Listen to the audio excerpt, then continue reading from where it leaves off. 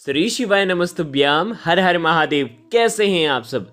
देखिए, हम सभी जानते हैं कि 21 जनवरी को पौष मास के इस पवित्र महीने की अंतिम आखिरी रविवार की पुत्रदा एकादशी है। और रविवार की एकादशी पर बहुत सारे उपाय हम नहीं कर सकते हैं, इसलिए आज के इस वीडियो में हम आपको 3 विशेष उपाय बताएंगे जो कि आप रविवार की इस दुर्लभ एकादशी पर आप कर सकते हैं, ताकि आपकी समस्त मनोकामना परिपूर्ण हो जाए, जीवन के सारे दुख जो हैं वो दूर हो जाए। कष्ट, समस्या जीवन में जो चली आ रही है, जो आपके जीवन को परेशान कर रही है, घर में सुख समृद्धि नहीं है, घर में शांति नहीं है, तो आपको ये विशेष उपाय करना है।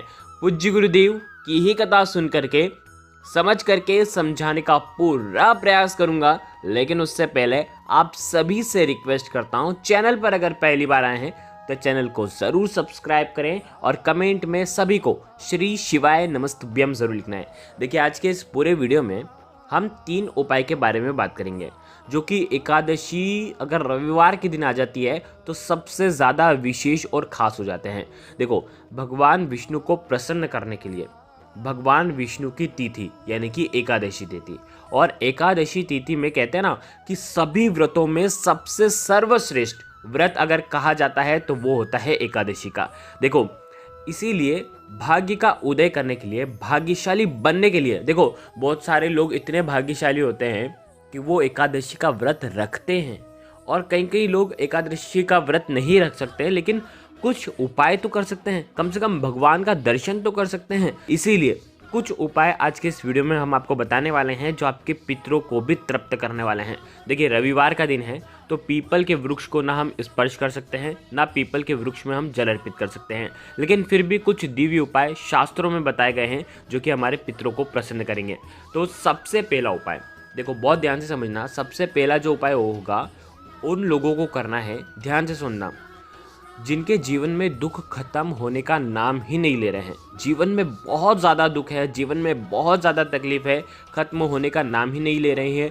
परिवार में कोई ना कोई समस्या आ जाती है, अड़चनें आ जाती हैं, कोई काम करते हैं तो बीच में विघ्न आ जाता है, चाहे बीमारी से जुड़ी हुई हो समस्या, चाहे संतान से जुड़ी कोई समस्या हो, नौकरी नहीं लग पा रही हो, कोई अच्छा काम करने जाते हैं तो वो होता नहीं है, घर में सुख शांति नहीं है, समृद्धि नहीं है, बिल्कुल भी नहीं है, तो ये पितृ दोष के लक्षण होते हैं। तो पितृ दोष के उपाय जो किए जाते हैं, एक तो अमावस्या पर किए जाते हैं, और एक पितृ पक्ष में किए जाते हैं, और साथ ही साथ एकादशी तिथि पर किया जाता है। तो इसीलिए आपको एकादशी पर अपने पितरों को प्रसन्न करने के लिए आपको ये उपाय करना चाहिए। देखिए, एकादशी के दिन आपको क्या करना है, आपके घर के मटके से, अब कई जगह मटका नहीं होता है तो आप आरओ से आप पानी लेना, तांबे के पात्र के अंदर पानी लेना, 1 लोटा जल लेना। ध्यान से सुनना, एकदम ताज़ा जल होना चाहिए, पुराना जल अर्पित नहीं करना है हमको, ये जल बिल्कुल शुद्ध होना चाहिए, ठीक है। 1 लोटा जल ले लिया।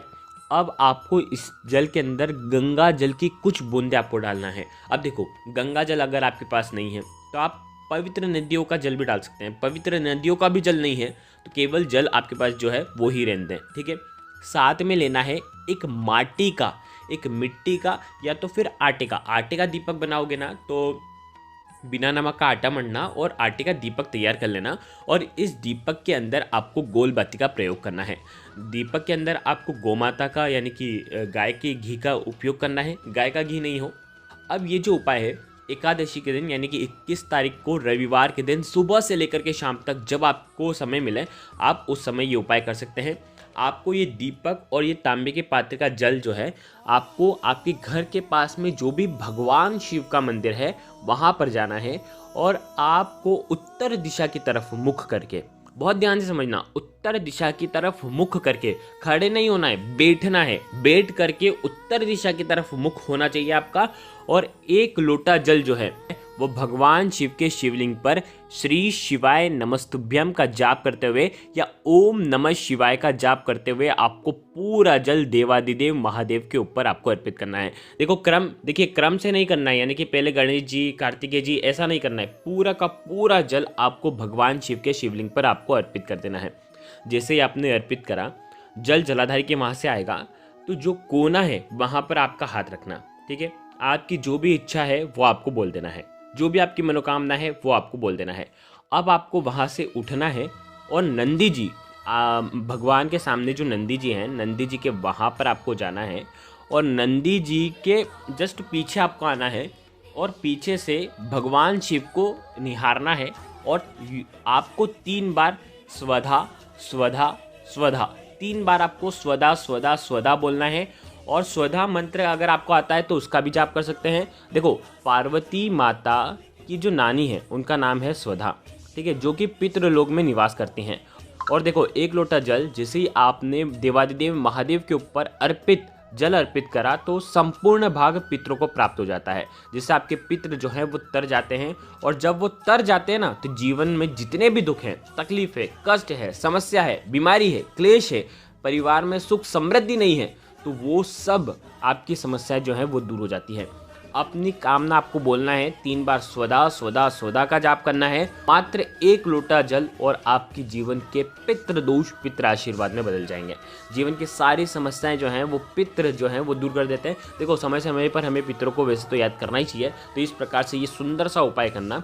और जैसे ही मंदिर के बाहर निकलोगे, जो 1 दीपक लेकर के आए हो वो चौखट पर आपको प्रज्वलित करना है। अब देखो, समझना, आप जैसे मंदिर के अंदर हो अभी और मंदिर के जैसे ही बाहर जाओगे तो आपका उल्टा हाथ होना चाहिए, ठीक है, और मंदिर के जैसे अंदर आते हो तो आपका सीधा हाथ होना चाहिए। तो चौखट पर आपको दीपक प्रज्वलित करना है और दीपक प्रज्वलित करते समय वहाँ पर प्रज्वलित करने के बाद वहीं पर आपको थोड़ी देर बैठना है और आपको स्वधा स्वधा स्वधा का वापस से आपको जाप करना है। और आपके जीवन की जो भी परेशानियां हैं वो निश्चित तौर पर भगवान शिव की कृपा से, स्वधा माता की कृपा से वो दूर हो जाएगी। आपको ये सुंदर सा उपाय करना है।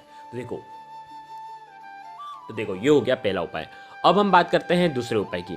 जीवन में दुख है, तकलीफ है, कष्ट है, समस्या है, बीमारी है, सुख शांति नहीं है, समृद्धि नहीं है, मनोकामना पूर्ति नहीं होती है, तो आपको ये दूसरा विशेष उपाय करना चाहिए। आपके घर में धन संपदा की वृद्धि करने के लिए, अगर आपके घर में माता लक्ष्मी का वास नहीं है, व्यापार अच्छे से नहीं चल रहा है, दुकान अच्छे से नहीं चल रही है, फैक्ट्री अच्छे से नहीं चल रही है, तो पूज्य गुरुदेव ने कहा है कि एकादशी के दिन यानी कि 21 तारीख को रविवार के दिन आपको ये उपाय करना चाहिए।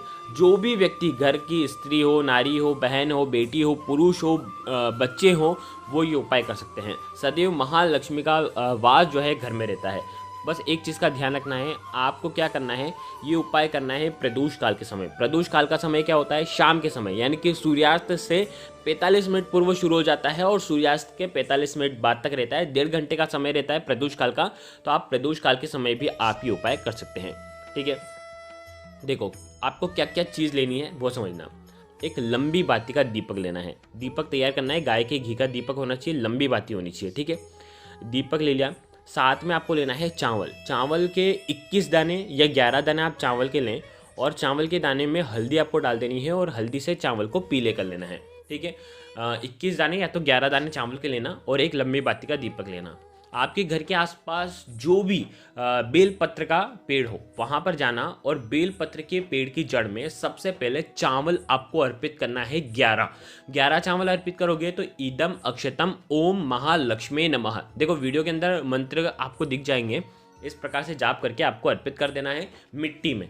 फिर उसी मिट्टी के ऊपर आपको ये दीपक प्रज्वलित करना है और दीपक का जो मुख होगा वो होना चाहिए उत्तर दिशा की तरफ, ठीक है। उत्तर दिशा महालक्ष्मी की दिशा मानी जाती है, कुबेर जी की दिशा मानी जाती है। तो आपको लक्ष्मी जी के नाम से ये दीपक आपको अर्पित कर देना है, ठीक है। वहीं पर बैठ करके ओम महालक्ष्मी नमः, ओम महालक्ष्मी नमः का आप जाप करें 11 बार, 21 बार, जितनी भी बार आपको जाप करना है।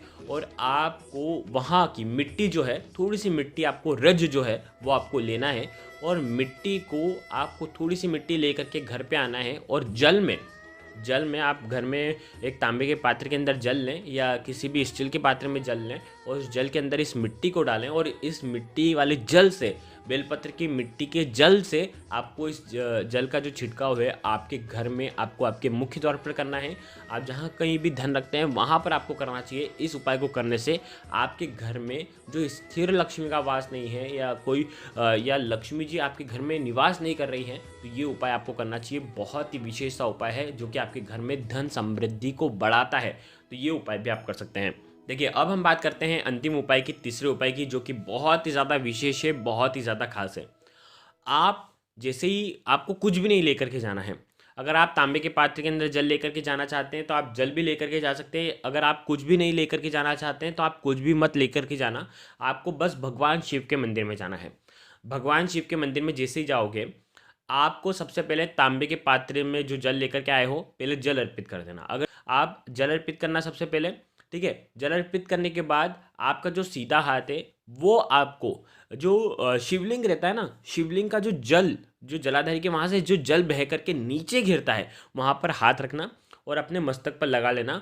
और उसके बाद 3 बार आपको ताली बजाना है और स्वधा स्वधा स्वधा 3 बार आपको जाप करना है। 3 बार ताली बजाना, स्वधा स्वधा स्वधा, ठीक है। 3 बार आप जाप करना। और इस प्रकार से जो भी उपाय करता है, एकादशी के दिन सुबह से लेकर के शाम तक, रात्रि तक, जब आपकी इच्छा हो तब आप ये उपाय कर सकते हैं।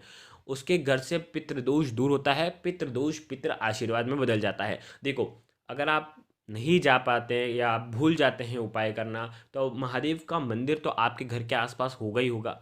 आप जैसे ही निकलते हैं, जब भी आपको समय मिले तब आप ये सुंदर सा उपाय आप कर सकते हैं। बहुत ही प्यारा सा विशेष सा उपाय है। जल नहीं है तो भी आप जा सकते हैं, जल हो तो जल चढ़ा देना और उसके बाद ये उपाय कर लेना। ये उपाय करने मात्र से आपके पितृ भी तृप्त होते हैं। तो आज की इस पूरे वीडियो में हमने 3 विशेष उपाय के बारे में आपको बताया है। अगर आपको कुछ भी चीज़ समझ में ना आए तो कमेंट में एक बार पूछ लेना, गलती नहीं करना है। श्री शिवाय नमस्तुभ्यम। हर हर महादेव।